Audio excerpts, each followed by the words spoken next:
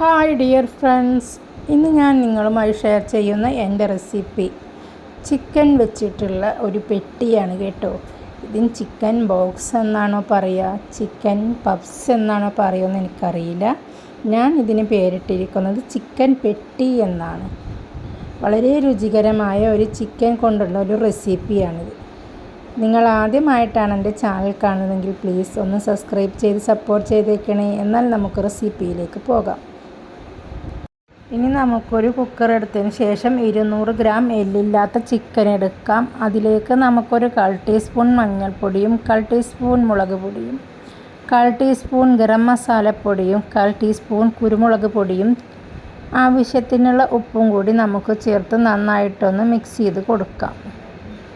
നന്നായി മിക്സ് ചെയ്തതിന് ശേഷം ഇതിലേക്കൊരു 1/4 കപ്പ് വെള്ളമൊഴിച്ച് ഒരു 3 വിസിൽ അടുപ്പിച്ച് നമുക്ക് വേവിച്ച് ഇറക്കി മാറ്റി വെക്കാം.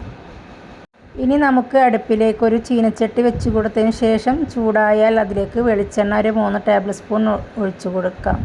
വെളിച്ചെണ്ണ ചൂടായി കഴിഞ്ഞാൽ ഇതിലേക്കൊരു 3 മീഡിയം സൈസ് സവാള വളരെ കനം കുറച്ച് എരിഞ്ഞത് ചേർത്ത് പെട്ടെന്ന് വഴണ്ടി കിട്ടാനായിട്ട് നമുക്കിതിലേക്ക് ഉപ്പ് ചേർത്ത് കൊടുക്കാം. നന്നായി ഒന്ന് മിക്സാക്കിയതിന് ശേഷം ഇതൊന്ന് അടച്ച് വെച്ച് നമുക്ക് 2 സെക്കൻഡ് നേരം ഒന്ന് അടച്ച് വെച്ച് കുക്ക് ചെയ്യാം. മൂടി തുറന്നതിന് ശേഷം നന്നായി ഒന്ന് മിക്സാക്കി കൊടുക്കാം. സവാള ഇനിയും ഒന്ന് വാടാനുണ്ട്, അതുകൊണ്ട് നന്നായി ഒന്ന് ഇളക്കി യോജിപ്പിച്ചതിന് ശേഷം വീണ്ടും നമുക്ക് അടച്ച് വെച്ച് വേവിക്കാം. വീണ്ടും നമുക്കൊരു 2-3 മിനിറ്റ് നേരം ഒന്ന് അടച്ച് വെച്ച് വേവിക്കാം.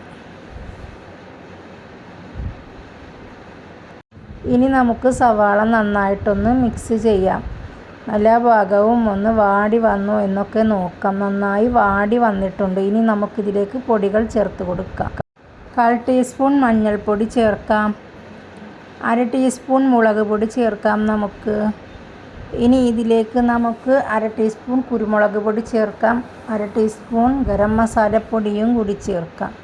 നന്നായിട്ടൊന്ന് മിക്സാക്കി കൊടുക്കാം. പൊടികളുടെ എല്ലാം പച്ചമണം മാറുന്നത് വരെ നന്നായിട്ടൊന്ന് വഴറ്റി കൊടുക്കാം.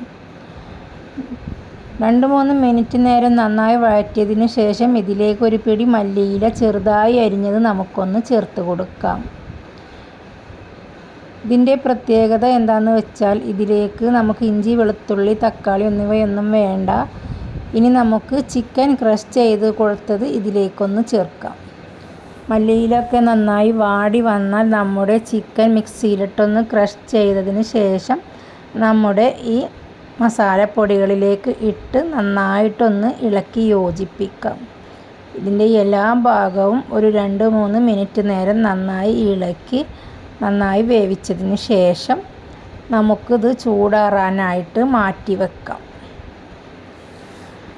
എന്തായാലും കുറച്ച് നേരം ഇതൊന്ന് ഇളക്കി യോജിപ്പിക്കണം. എന്നിട്ട് വേണം ചൂടാറാനായിട്ട് മാറ്റി വെക്കാൻ. നമുക്ക് ഒരു ബൗൾ എടുത്തതിന് ശേഷം ഇതിലേക്ക് ഒരു ടേബിൾ സ്പൂൺ മൈദ ഇട്ട് കൊടുക്കാം. മൈദയിലേക്ക് ഒരു നുള്ളു ഉപ്പും കുറച്ച് വെള്ളവും ഒഴിച്ച് ഒന്ന് കട്ടയില്ലാതെ ലൂസാക്കിയിട്ട് നമുക്കൊന്ന് ചെയ്തെടുക്കാം. ഇതുപോലെ ആദ്യം കുറച്ച് വെള്ളമൊഴിച്ചിട്ട് വേണം ഒന്ന് കട്ടയില്ലാതെ ചെയ്തെടുക്കാൻ. വീണ്ടും കുറച്ച് വെള്ളമൊഴിച്ച് ഒരു ലൂസ് പരുവത്തിലായാൽ നമുക്ക് മതിയാക്കാം. കണ്ടോ, വെള്ളമൊഴിക്കൽ ഇപ്പോൾ ഇതിൻ്റെ പരുവമായി കഴിഞ്ഞു. ഇനി നമുക്ക് ഫില്ലിംഗ് തയ്യാറാക്കാനായിട്ടുള്ള സമൂസ ഷീറ്റ് എടുക്കാം. 2 സമൂസ ഷീറ്റ് വെച്ചിട്ടാണ് തയ്യാറാക്കുന്നത്. കണ്ടോ, 2 സമൂസ ഷീറ്റ് പ്ലസ് പോലെ വെച്ച് അതിൻ്റെ ഉള്ളിലേക്ക് നമ്മുടെ ഈ ഫില്ലിങ് നിറച്ച് കൊടുത്ത് മൈദമാവ് വെച്ചിട്ട് ഒട്ടിച്ചു കൊടുക്കുകയാണ്. ഇതിൻ്റെ മീതേക്ക് കുറച്ച് മൈദമാവ് സ്പ്രെഡ് ചെയ്ത് കൊടുക്കുക. എന്നിട്ടത് വലിച്ച് ഒട്ടിച്ചു കൊടുക്കുക. വീണ്ടും അതേപോലെ മീതെ കുറച്ച് മൈദമാവ് സ്പ്രെഡ് ചെയ്യുക. എന്നിട്ട് നമുക്ക് വീണ്ടും ഒട്ടിച്ചു കൊടുക്കുക. ഇങ്ങനെ ഇതിൻ്റെ 3 ഭാഗവും നന്നായി വലിച്ചങ്ങണ്ട് ഒട്ടിച്ചു കൊടുക്കുക. ഇങ്ങനെയാണ് എല്ലാ സമൂസ ഷീറ്റും ഇതുപോലെയാണ് ബോക്സ് പോലെ ചെയ്തെടുക്കുക. നമുക്ക് അടുപ്പിലേക്ക് പാൻ വെച്ച് വെളിച്ചെണ്ണ ഒഴിച്ച് തിളച്ച് വരുമ്പോൾ അതിലേക്ക് നമ്മുടെ സമൂസ ഷീറ്റ് ഇട്ട് ഇതുപോലെ പൊരിച്ചെടുക്കുക. അതാ ഇപ്പോൾ നമ്മുടെ ചിക്കൻ ബോക്സാണ് ഇതിന് പറയുക, പെട്ടി എന്നാണോ ഞാൻ പറയേണ്ടത്? വളരെ രുചികരമായ ഒരു ഐറ്റമാണ്. ചിക്കൻ പഫ്സ് എന്നാണോ പറയേണ്ടത്? എനിക്ക് തന്നെ അറിയില്ല. ഇത് ഞാൻ ഇതിന് പേരിട്ടിരിക്കുന്നത് ചിക്കൻ പെട്ടി എന്നാണ്. വളരെ രുചികരമായ ഒരു ഐറ്റമാണ്. നിങ്ങളിത് വീട്ടിൽ തയ്യാറാക്കി നോക്കൂ. എല്ലാവർക്കും ഇത് ഇഷ്ടപ്പെടും. നിങ്ങൾ ആദ്യമായിട്ടാണ് എൻ്റെ ചാനൽ കാണുന്നതെങ്കിൽ പ്ലീസ് ഒന്ന് സബ്സ്ക്രൈബ് ചെയ്ത് സപ്പോർട്ട് ചെയ്തേക്കണേ.